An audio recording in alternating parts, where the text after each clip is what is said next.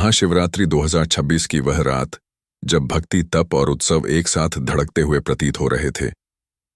दक्षिण भारत की पावन धरती पर स्थित ईशा योगा सेंटर की ओर बढ़ते हर कदम में एक अद्भुत आकर्षण था।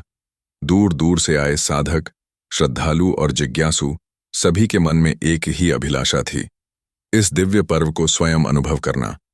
कोयम्बटोरे के निकट वेलियनगिरी माउंटेन्स की तलहटी में बसा यह आश्रम मानो एक आध्यात्मिक ऊर्जा का केंद्र बन चुका था।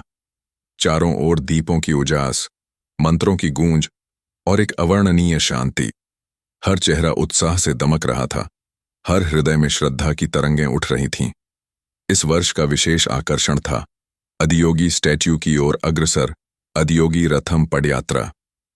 तमिलनाडु के विभिन्न भागों से सैकड़ों शिवांग साधक पैदल चल पड़े थे, कोई साइकिल से, कोई बैलगाड़ी के साथ, तो कोई नंगे पांव तपस्वी भाव से।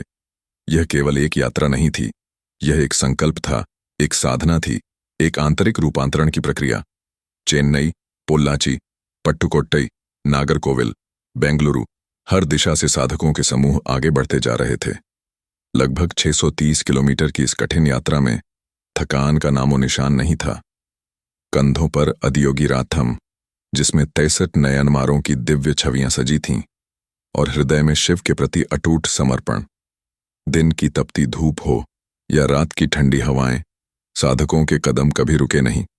मार्ग में गांवों के लोग श्रद्धा से उनका स्वागत करते, जल और भोजन अर्पित करते और स्वयं भी कुछ दूर तक इस पावन यात्रा में सम्मिलित हो जाते।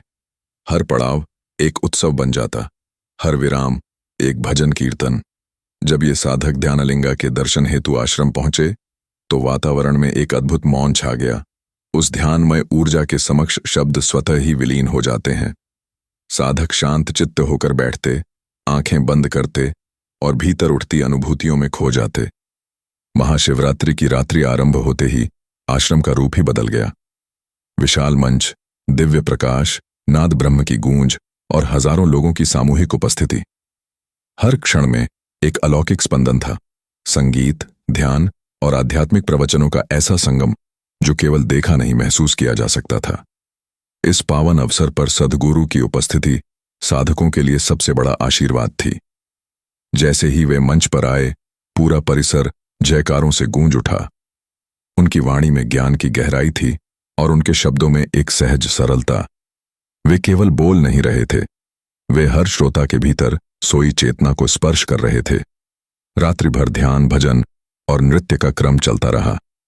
कोई आंखें बंद किए समाधि में लीन था, कोई शिव नाम के रस में झूम रहा था, तो कोई मौन भाव से उस ऊर्जा को आत्मसात कर रहा था। समय जैसे ठहर सा गया था।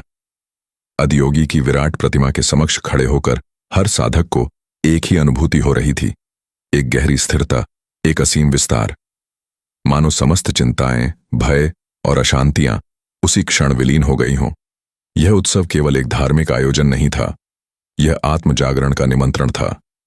हर सहभागी अपने भीतर कुछ बदलता हुआ महसूस कर रहा था। दृष्टिकोण, भाव और जीवन के प्रति समझ। महाशिवरात्रि 2026 की यह रात्रि उन सभी के लिए अविस्मरणीय बन गई जिन्होंने इसे जिया। यह अनुभव शब्दों में पूरी तरह बांधा नहीं जा सकता, क्योंकि यह हृदय और चेतना के स्तर पर घटित होता है। और जब प्रातः की पहली किरण फूटी, तब भी साधकों के मन में वही शांति, वही आनंद, वही ऊर्जा बनी हुई थी, जैसे शिव की कृपा ने हर हृदय में एक नया दीप जला दिया हो।